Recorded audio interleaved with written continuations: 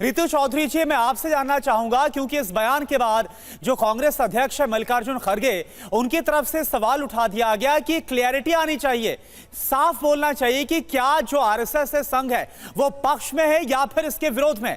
लेकिन जब हमने कल सुनील आंबेकर को सुना, जो प्रचार प्रमुख है आरएसएस के, उनकी तरफ से साफ कहा गया कि समुदाय और जातियों को लाभ मिले इसलिए उनकी गिनती करना, आंकड़े जानना जरूरी है, बशर्ते ये हो, शर्त यहां पर ये रखी गई। UEM जयपुर एक आदर्श लक्ष्य है, भावी छात्रों के लिए अच्छी नौकरी, भविष्य के लिए तैयार कौशल के साथ अच्छी शिक्षा, कि इसका कोई सियासी लाभ, कोई इसका चुनावी लाभ ना लिया जाए। तो यहां पर ऐसा क्या है जो आपको लग रहा है कि क्लैरिटी नहीं मिल पा रही है?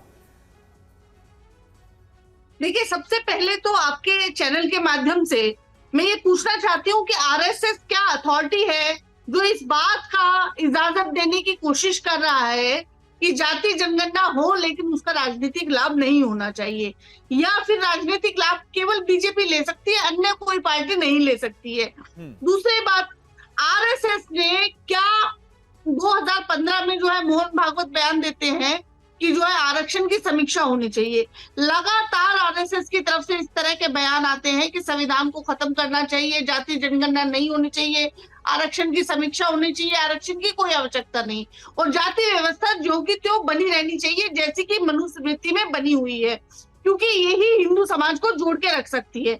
अब ये हिंदू समाज की बात तो करते हैं, लेकिन हिंदू समाज में उन जातियों की बात नहीं करते जिनको ये बिल्कुल पिछड़े बिल्कुल पायदान पर रखते हैं, जिसमें ओबीसी आते हैं, एससी आते हैं और एसटी आते हैं। मैं आरएसएस प्रमुख से ही आपके चैनल के माध्यम से पूछना चाहती हूँ कि इनके कितने ऐसे प्रचारक हैं या कितने संघ प्रमुख जो है वो ओबीसी, एससी या एसटी रहे हैं?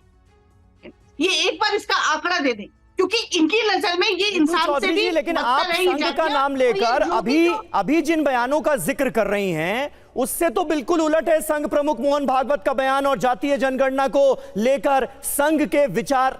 वो तो सामाजिक समरसता की बात कर रहे हैं, वो कह रहे हैं सबको मिलाकर चलने की बात और सांप्रदायिक सौहार्द की बात।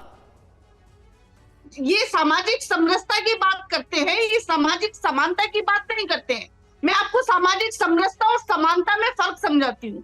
सामाजिक समानता वो होती है जिसमें सभी इंसानों को बराबर देखा जाता है, चाहे वो किसी भी जाति से संबंधित हो। लेकिन सामाजिक समरसता वो होती है जिसमें एक वर्ण व्यवस्था को फॉलो किया जाता है, जिसमें सबसे ऊपर जो है वो जो है ब्राह्मण आता है, फिर उसके बाद जो है वैश्य, फिर उसके बाद क्षत्रिय, उसके बाद शूद्र आता है। ये उस समरसता की बात करते हैं। और हम जो करते हैं, हम समानता की बात करते हैं कि ये जो खाका इन्होंने इस तरह से खड़ा किया है, हम उसको ऐसे खड़ा करना चाहते हैं ताकि सभी लोग जो है बराबर की। ठीक है रितु जी, अवस्थी जी को जवाब देना चाहते हैं। रितु जी, अवस्थी जी जो आपने बात ही कही, इस पर कुछ जवाब देना चाहते हैं अवस्थी जी? मतलब मुझे बड़ा दुख है कि इस तरीके से व्याख्या की जाती है।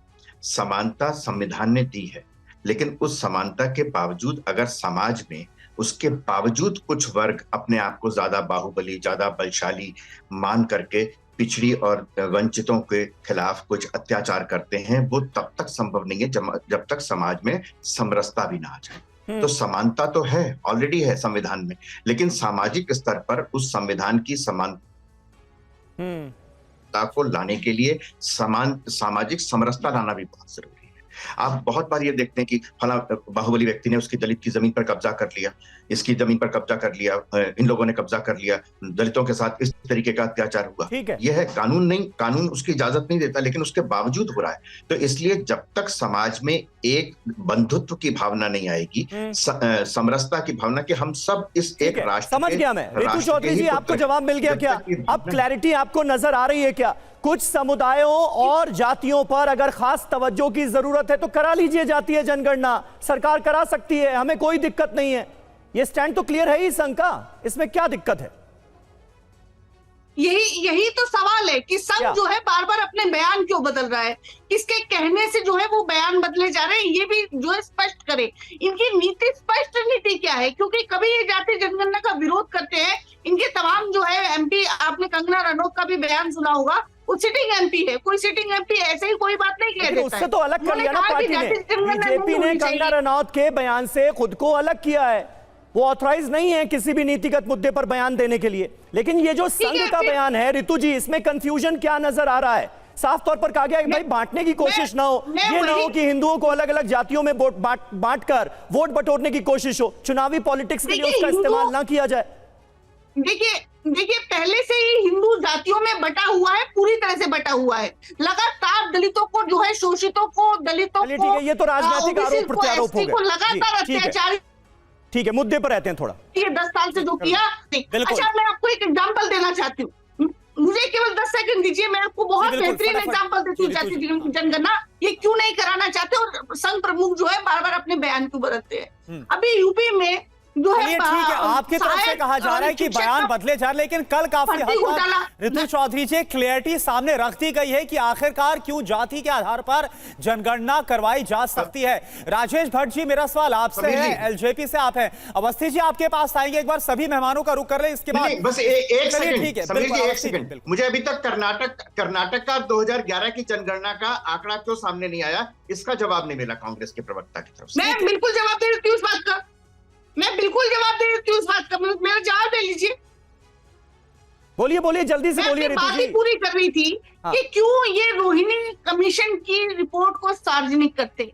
2011 का कास्ट सेंसस है, क्यों नहीं उसको जो है सार्वजनिक कर देते। ये कर्नाटक की बात बार बार करते हैं, जब ये कास्ट सेंसस कराएंगे तो क्यों नहीं कर्नाटक के देश के राज्यों में नहीं जाता क्या उसमें कास्ट सेंसस नहीं होगा? वो तो जो सभी राज्यों में होगा, सभी राज्यों का डाटा सामने आ जाएगा। ठीक है, अब ठीक तो है, क्या आप कराइए, करवा आपको चुके डर हैं। चलिए क्यों ठीक है,